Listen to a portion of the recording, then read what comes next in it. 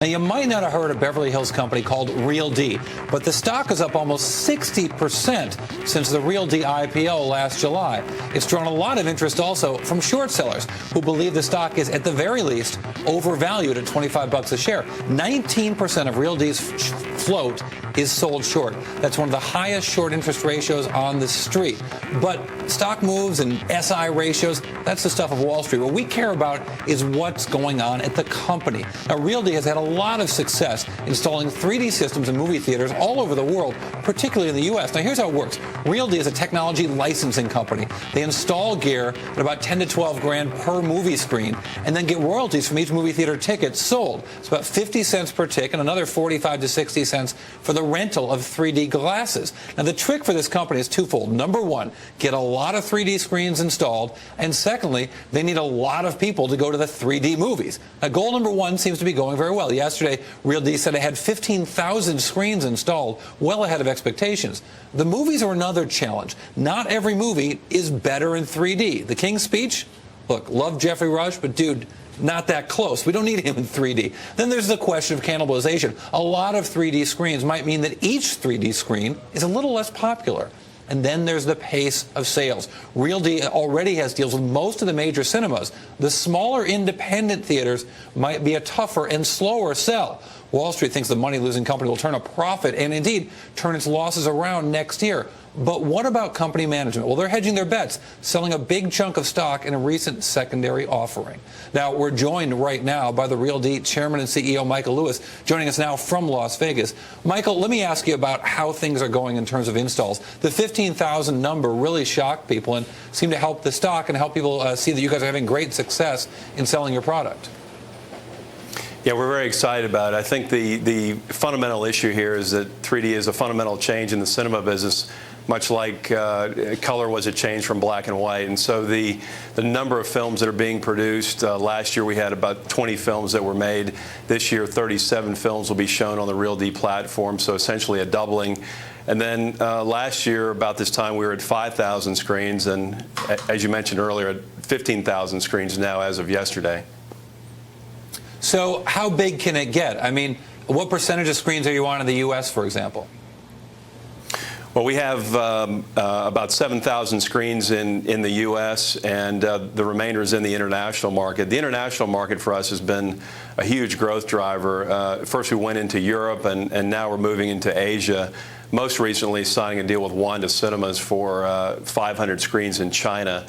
So how we look at the world is there's approximately a $30 billion cinema box office opportunity for us, and the more screens that we install, the greater percentage of that box office that we take.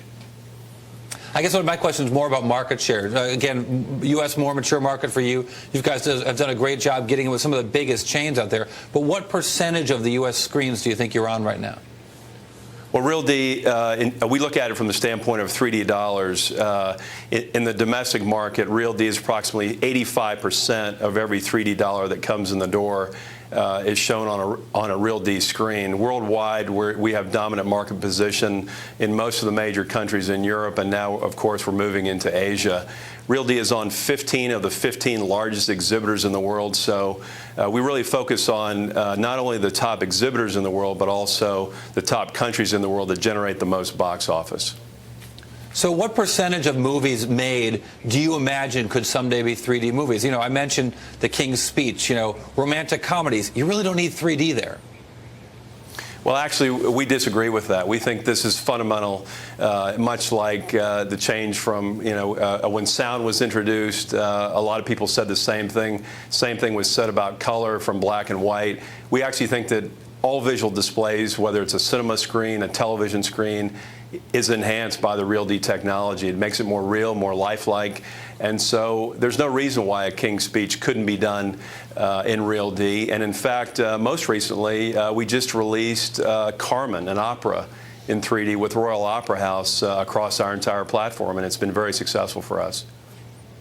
When you guys look at your competitors, particularly in places like Europe and Asia where you're seeing even more growth, is the cost differential, you guys essentially pay for the equipment, but then the theater doesn't own it. Your competitors take a different financial approach. Why do you do that, and how does that work overseas? Well, we view our relationships with our customers as a partnership. Early on, we decided that it was best to license our technology. One of the reasons is the exhibitors were concerned about technological obsolescence. And by licensing, our commitment is to constantly improve the technology. Most recently, a few years back, we came up with what we call the XL system, which allows us to get double the amount of light on the screen relative to our competitors. And light is well, I guess, the most important factor. I guess that kind of gets my question. Yeah, Michael, sorry to interrupt. That gets to my question, though, my next question, which is, what is your future capital expense need? I think some people look at the company and say, okay, the gear's in, now it's all gravy with every ticket sold. But how much, what do the contracts say about what you've got to do for the movie theater to keep the experience fresh and to update the equipment that's already in there? Yeah, we do long-term contracts with our exhibitor partners, generally 5 to 10 years. It includes the maintenance, it includes the upgrades. And again, most of the hard work, if you will, with the RealD's system is on the technology development side. So once we've completed the technology development, it's a hardware and software upgrade, and it's much like the software model. Right. The incremental costs of installing are relatively minor. The bulk of the costs are in the R&D. Michael, really appreciate your joining us from Las Vegas. Michael Lewis, the CEO of RealD.